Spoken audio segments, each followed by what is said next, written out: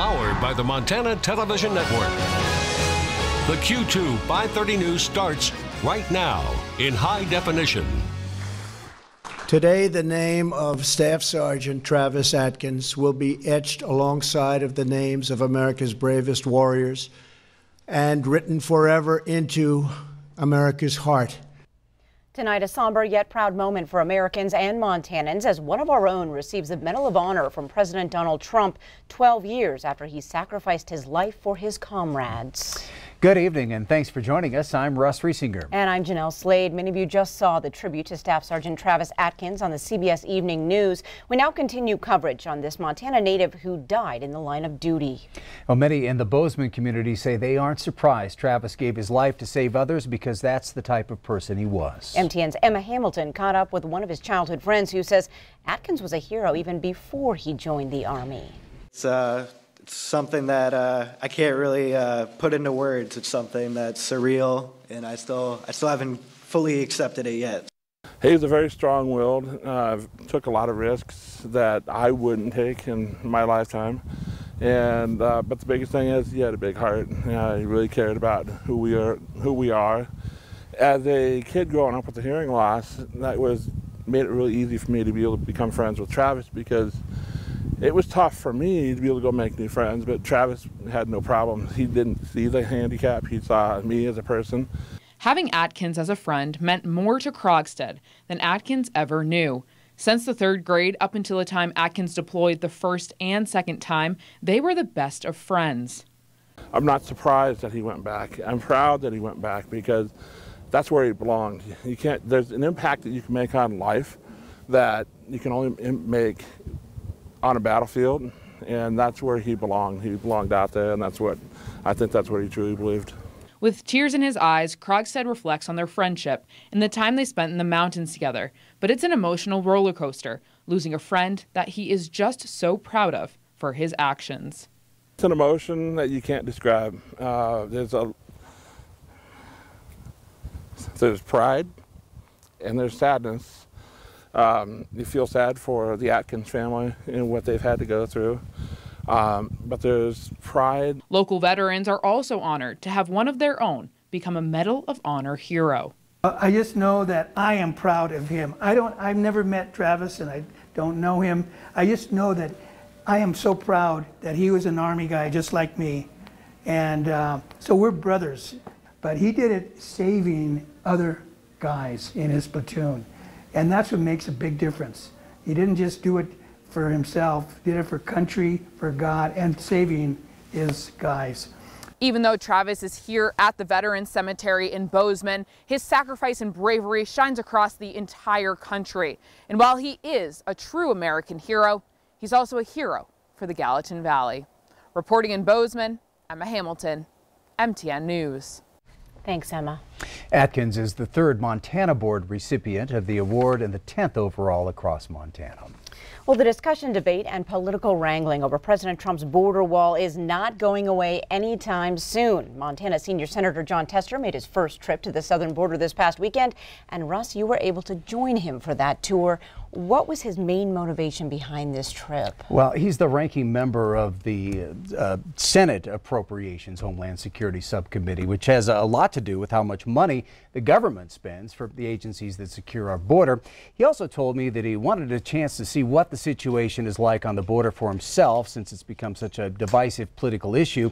President Trump, of course, declared a national emergency to try and get the much talked about wall built. Well, Tester got to see some of the partial barriers that are now in place in the Rio Grande Valley, where agents told me they're apprehending around 1,000 people a day. We saw firsthand what they're up against there patrolling the Rio Grande. Many of the landowners in that area also expressing their concerns about the wall essentially cutting off their property. They question how effective it'll be. And we had a chance to visit one of the ports of entries where thousands of vehicles pour into the U.S. each day. Tester says after visiting the border that he still does not support a wall across all of it. See most of that being done with technology and manpower in places where the wall is absolutely necessary. Go ahead and build it, but I'm telling you that there's a better and there's a more cost-effective way of doing this, and if we listen to the people who are on the border and we listen to the folks who are doing the Customs and Border Protection, I think we can find agreement and move forward in a way that makes sense for this country. And the Homeland Security Subcommittee will be meeting later this week, and I'll have more on that trip to the border tonight at 10. Well, we have a storm warning to tell you about tonight, a political storm that is. The 2020 election year already shaping up to be a perfect storm that promises to reshape Montana's political landscape for years to come. And Jay Cohen is with us tonight to give us more insight. Jay? Well, guys, I know you've been enjoying the lack of all those annoying political ads that have been jamming the airwaves during the political season. Well, I think we can all agree that after the nasty 2018 campaign, the silence has been golden. Unfortunately, I'm here to tell you that it's just the calm before the storm. So buckle up and keep that mute button handy. We start with Montana's U.S. Senate race in 2020.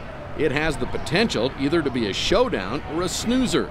Junior Senator Steve Daines is facing his first Senate re-election bid.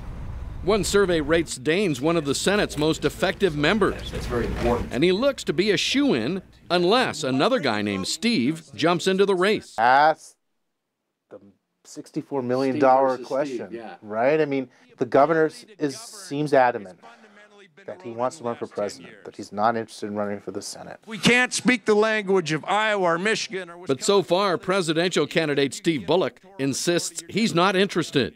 At the moment, I'll take him at his word that he has no interest in it. He's never served in a legislative capacity. He's only served in executive positions. There's a little bit of a letdown, I think, becoming a senator, because now you're one of 100, whereas a governor, you're one of only 50 around the country. And in the state, you're the big kahuna. It's hard for me to say with a straight face that Steve Bullock is actually going to be a serious presidential candidate. Although he does not expect it to happen, Republican consultant Jake Eaton admits a Steve versus Steve matchup would be intriguing. Essentially, you have two incumbents running against each other. Outside of Steve Bullock, the Democrats have a really, really weak bench. Short of Governor Bullock, are there any other Democrats who might stand a chance challenging Senator Daines? In spite of losing to Greg Gianforte in last fall's congressional contest, Kathleen Williams may have her choice of what office she wants to pursue. How can you be the voice when you don't meet with the public or allow? She's going to have her picked. I think she's going to be the most sought after Democrat candidate. So all the national groups, the governor groups will be wooing her, the Senate committees will be wooing her, the congressional committee will be wooing her. I think she'll really be kind of their go-to marquee candidate this time. You know, Montana, we tend to like people better the second time around. It's, you know, very few folks at statewide level ever win on their first time out of the gate. But Williams is expected to announce soon that she's planning another run at the U.S. House, which leaves Democrats with few choices. I don't think we should be in the habit of expecting folks in our party to sort of rise through any ranks. Anybody can do it, and anybody with a passion and a willingness to want to stand up to the President of the United States or anybody in control if they're threatening our freedoms and everything Montana stands for. Murphy just wrapped up 2 years as Senator Tester's chief of staff. He says while a specific challenger to Daines has yet to surface, he believes there are plenty of issues to raise. Will he have the courage to actually speak with his constituents in a public forum and actually take tough questions? We haven't seen that from Senator Daines, and I think his time is due. So one of the biggest challenges of all, you have to admit, is the ominous task of running and financing a Senate campaign. To put that in perspective, guys, that means like a small $20 million business, scaling it up, then scaling it down, all within 15 months. So that will scare off a lot of people. Coming up tonight at 10, we're going to give you a closer look at the 2020 race for Montana governor. It's already unfolding a year and a half before the election. It's going to be interesting. Yeah. Thank you, Jay. Thanks, Jay. Well, over in Livingston, floodwaters remain high as crews attempt to repair a washed-out bridge that's now created a 26-mile detour.